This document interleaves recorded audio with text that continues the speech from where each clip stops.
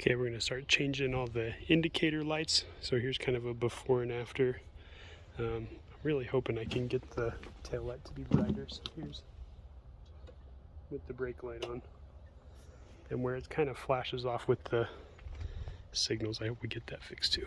Then I also hope that the new blue one will be brighter, and that the gauges will also be brighter. I'm doing this kind of still at dusk so we can get a better idea of how bright they'll be during the daytime. I know they're already bright enough at night, but we'll see. So you can see my process with the tail light. So I've got these new LEDs. These are the I got these from a website called superbrightleds.com. I'll try to put everything in the description, but these are the 1157R. The R is for red. These lights are the color red. I guess this was recommended that even if you have the lens, to get LED lights that are the same color as the lens. So I've got amber for my turn signals, red, blue, and green for my dash. But you've got the old incandescent two filament, and then this still has 2 terminals. I guess that's how that works, because this is a twin terminal. I don't know, I'm still learning about all this stuff. But and then this was my license plate bulb. So I took everything off because these are easy to get through. You can twist them and pop them through, but you can't with this one, not very easily at least. And I just kind of popped the lens off. There was just like really cracked, ugly black crud tar holding it together. So once I get it all cleaned up, I'll put it back together with some RTV, so I'm sure that won't be that big a deal. I think that thing can pop out down there, but I kind of tried and was wiggling it, and I didn't want to break it. And this actually, funny enough, this seemed like the better option, was get close to breaking the whole thing. So we'll see how big a difference that light bulb makes. Okay, we'll get an after video while it's still about the same level of dark. I mean, look at that tail light, and you can actually see the license plate light now. It's actually lighting up. Notice I have one of the lens off. See, that's an amber light. That's cool. Okay, let's see if we can see the brake light. That is so bright. I'm excited. Like, this is going to be so much better.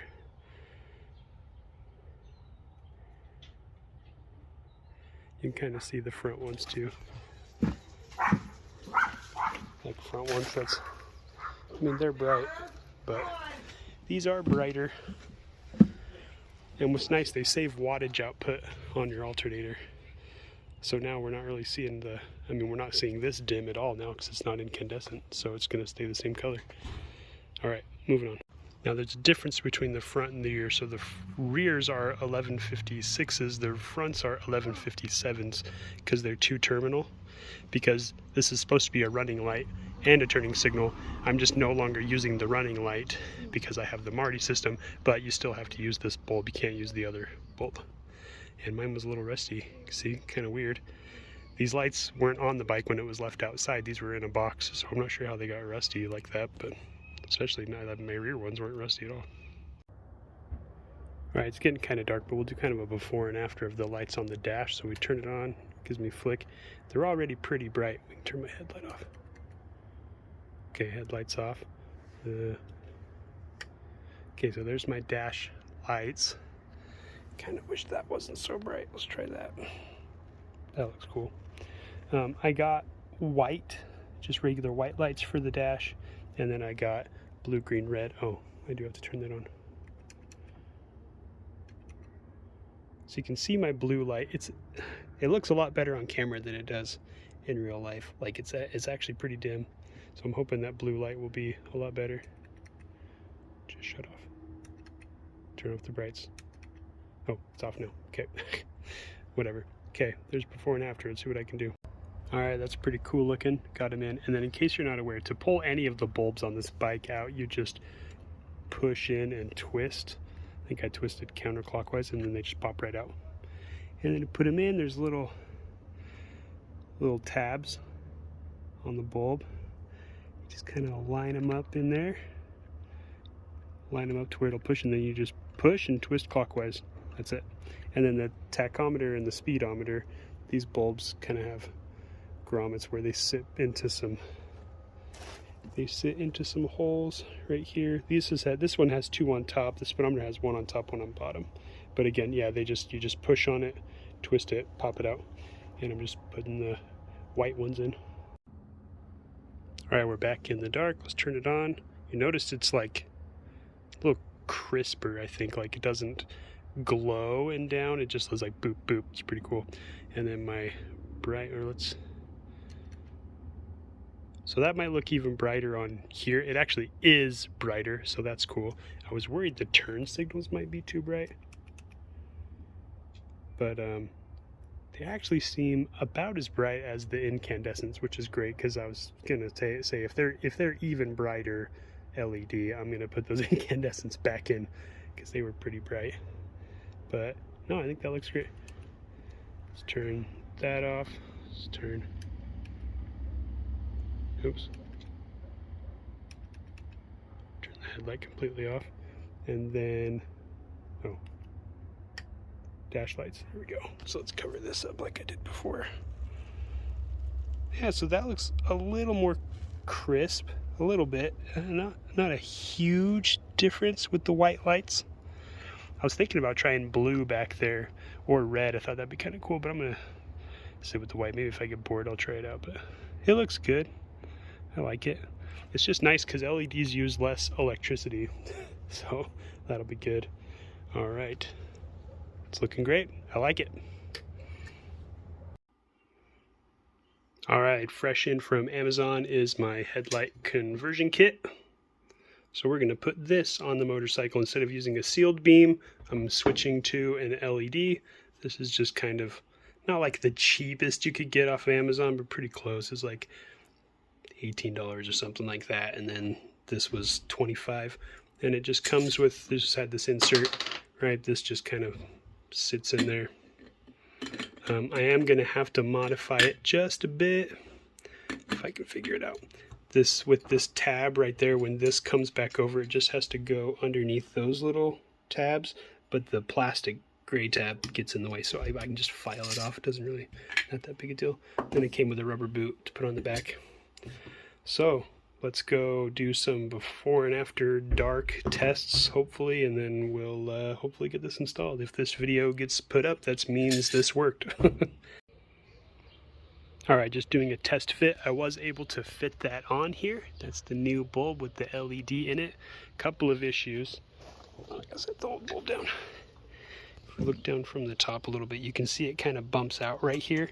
This is where, well, I don't have the tab in, where it tabs right there and then hinges around, right? It's a little tight, and so it's not as, it's kind of slipping off of the glass, but it is connected to the metal rim around this. And then over here where there's the 2 screws is where it fits a little more snug. But I mean, like, you don't really notice that, and it is holding it in there just fine. So let's turn it on. There you go. I mean, it is clearly brighter. You can see the beam on my shed right there. So high beam, low beam. We're just working in the shade. I mean, that is already much brighter than the sealed beam, right? So here's my old sealed beam. You can see these tabs on the side right there.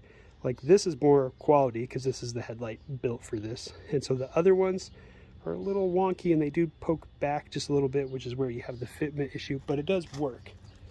And I mean, with the light on, it does look really clean.